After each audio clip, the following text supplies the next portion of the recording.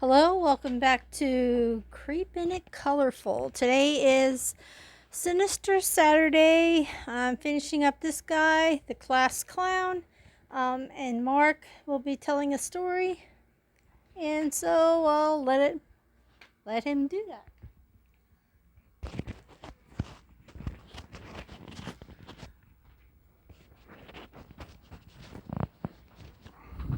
Alrighty, we talked a little bit about the frightening facts, a bizarre beast, the abominable snowman or yeti, and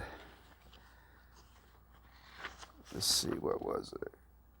Creepy careers.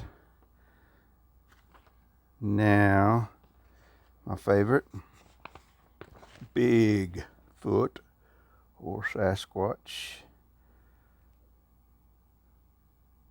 Somewhat similar to the Yeti in appearance. Bigfoot has been described as being nearly 7 feet tall and covered with hair.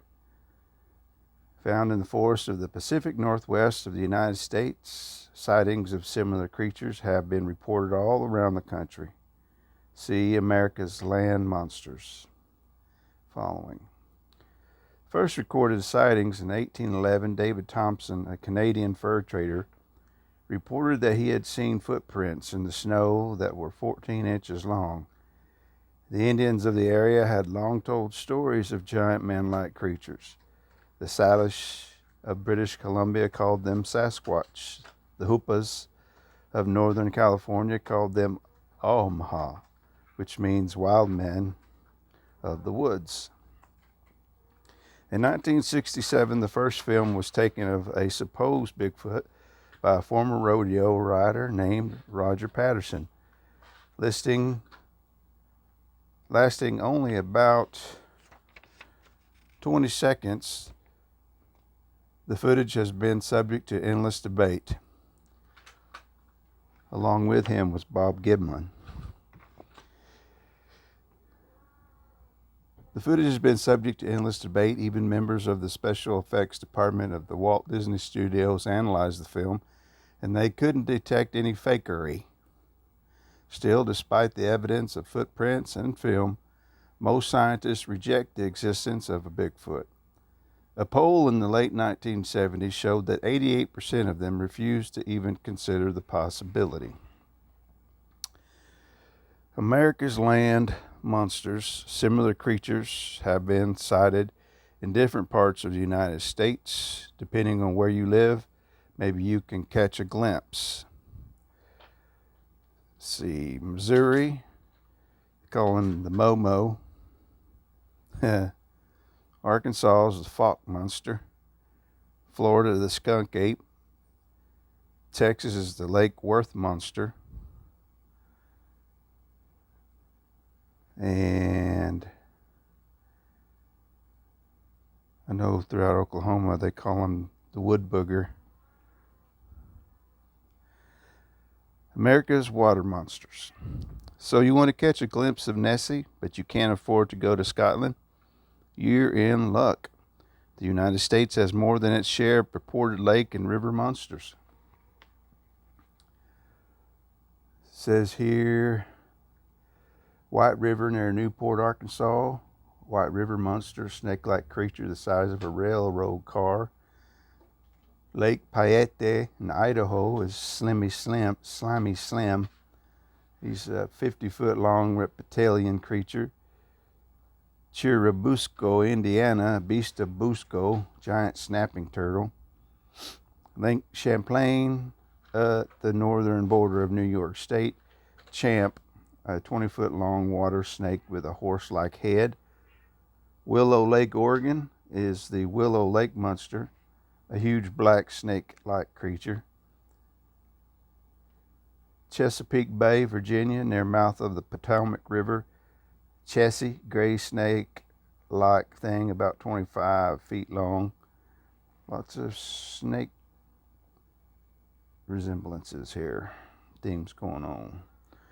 The Loch Ness Monster, or Nessie, is a long reptilian creature with a snake-like head, 1 foot long, water-snake with a horse-like head. Willow Lake, Oregon is the Willow Lake monster, a huge black snake-like creature. Chesapeake Bay, Virginia, near mouth of the Potomac River. Chessie, gray snake-like thing, about 25 feet long. Lots of snake resemblances here. Themes going on. The Loch Ness Monster, or Nessie, is a long reptilian creature with a snake-like head, The skin appears to be dark gray and smooth. Some suspect that the creature is a paleosaur, which is most scientists believe became extinct 70 million years ago. Loch Ness, a lake in the Highlands of Scotland, in AD 565, St. Columba saw a huge snake-like thing in Loch Ness and shouted to it, "Go back." The creature, oddly enough, obeyed. Modern sightings: in July 22, 1930, three young fishermen saw a creature at least 20 feet long with its head 3 feet out of the water come rushing toward them, causing their boat to rock. Then in 1933, shortly after the construction of a new road around the lake, a man driving on the road claimed he saw a 30-foot-long creature. He watched it frolic for about a minute before it plunged under the surface. A verdict of science. In 1960, the first film was taken of the monster, and it showed a dark shape swimming rapidly. Critics scoffed, saying the object could have been a boat or a log. Then England's Royal Air Force analyzed the film. The RAF said that, without question, the object in the film was alive, could have been up to 90 feet long. In 1970, the American Academy of Applied Science brought an underwater camera that would take a picture automatically if an object came within range. It wasn't long before they got results. In 1972, photo clearly showed a pair of large flippers. Another may have shown a face, but the image was too fuzzy to be certain. Is there really a monster in Loch Ness? Why is it so hard to get an answer? One reason that it has been so difficult to prove the creature's existence is the size of Loch Ness. It is 24 miles long and 1.5 miles wide at its widest point, making it the largest lake or loch in the British Isles. It has an average depth of 450 feet, dropping to 90 feet in some places. The water is also very murky, making it difficult to take useful underwater photos. There are also dangerous currents in the loch, making an underwater search very risky. So, you want me to read one more? No, you don't have to. I'm almost done with the picture already. So Alrighty. I'm going to have to add maybe 2 more pom-poms in the background and I'll be done. Alrighty. I was telling Mark, and I don't think I said it yet last week on here, that Bigfoot, if you think about just all the cryptids that there are, Bigfoot is everywhere. He's all over the world. He is the worldly cryptid. The other ones, not so much. You don't hear of Dogman in Ireland or wherever. You know, it's he's got so many names, like Mark mentioned, and so in different areas in Asia, he's a Yeren. In Arctic, he's the Yeti. But he's everywhere. I mean, he's even in Australia where he's a Yowie. So he's all over. He's not just in America. So he's a world traveler, that man. He's even right there on our road. Yep. He's all over. He's all over and still has yet to be fully seen. So my idea was to put pom-poms in the background. I'm going to zoom you out for this because it's really hard to see otherwise. And you got the gist of what I was doing. But I wanted to make a pom-pom background. I've not used my oil pastels for much. And to me, I got them. I got excited. I'm thinking, oh boy, these are going to be good. But I still don't have, they're not as creamy as I'd like them to be, if that makes any sense. They're not as soft as I'd like them to be. I can't even think of the girl's name who uses them a lot. I watch her all the time. Nico.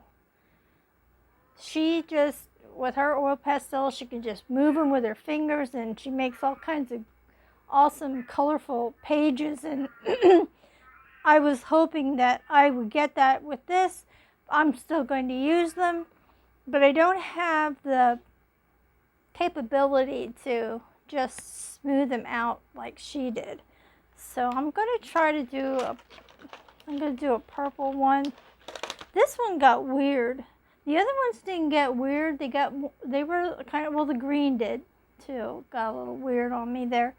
I mean, like, if I try to mush it, it doesn't go nowhere. It just doesn't do anything. So I'm gonna put, I'll put a purple one here, and we'll just go with that. Yeah. So that's just my take on Bigfoot. Now, the Loch Ness Monster, I don't know why I had a fascination with it as a child. Probably because of Godzilla. I have no idea if that even makes any sense. And it's weird because now that I'm thinking about it, my very first scary movie was Creature from the Black Lagoon. So that may have sparked it. And watching Godzilla, who did a lot in water. So I apologize for our kitty cat. She is still going through her stages, and she's being a little bugger. So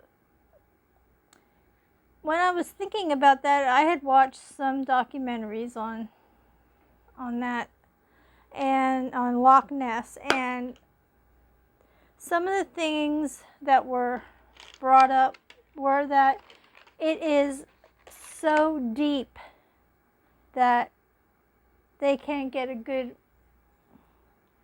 reading on Nessie because it doesn't live close to the top. And like Mark said, it's really deep. And because it seems to be closer to the bottom dweller, it's like something made it come up, may have made it come up once or twice, and somebody thinks they got a picture of it. I don't know. I'm not going to say yay or nay, but they were just stating that it was very deep water.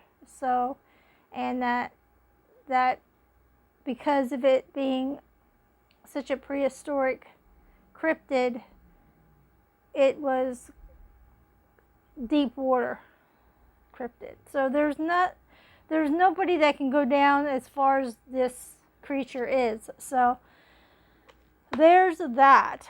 Now, what color? I have every other color here. I don't want to do brown. I did orange. Maybe a bright pink one. I'll do this color right here.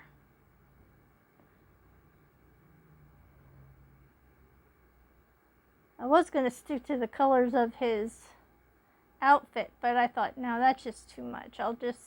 I got them in here. I just add other colors because I can. And this is all I'm going to do with it. I'm not going to do anything else with these because I don't want to mess up the picture. And I knew I could at least do this much to make them look a little bit like pom-poms. And that's how I'm going to leave it then, with the different pom-poms in there. And what I used before when I was trying to show you there is a paint stick. And it was gold, and it's very shimmery. I really like using it. I think I got these at a Dollar General. I'm not too sure, but I know I got some glitter ones from there not too long ago. And that was a thought that I was going to do with the pom-poms, but I thought, no, I'm going to use my oil pastels because I got them and I need to use them. So he is finally done. He was our Prismacolor gel pen, I believe. You know what? His nose bothers me. I know it's supposed to be shaded there, like shiny nose. I don't care. He's not going to have a shiny nose. He's going to have a nice red one. There we go. And if I want to make it shiny, let's try something. Watch me ruin my paper just because I'm doing this. Oh, eBay. Well, here we go. We'll try to make it a little bit shiny.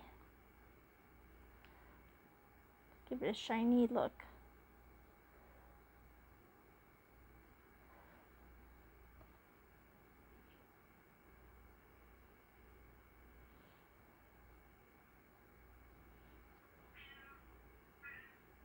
Make it shiny on the top of the nose there. I should have like a brush. Let's brush this off because it's just sticking. But that doesn't look too bad, does it? Nope. Actually, it doesn't. I'll answer my own question. Alrighty. And there he is, Mr. Class Clown. Well, I hope you like the stories, and I hope you like the little bit of coloring that I got done. And I think I have one more. I don't know if I have one more Sinister Saturday. Okay, what's today? The 23rd? No, today's the 22nd. Yeah, I have one more Saturday here because I think there's 31 days in August. Yep. So we'll have another Sinister Saturday. I will be doing that in the dark art book. So that'll be mostly gel pens and Prismacolor pencils in there. But that's what we got for next week. Thanks so much for stopping by. Please give me a thumbs up if you liked it. Subscribe if you haven't. If you have, thank you so much for supporting the channel. And stay happy, stay healthy, stay creative, stay colorful, stay true to yourself, stay creepy now and then. It's fun. And stay kind because it makes a difference. And stay tuned for the next video. See you then. Bye-bye for now.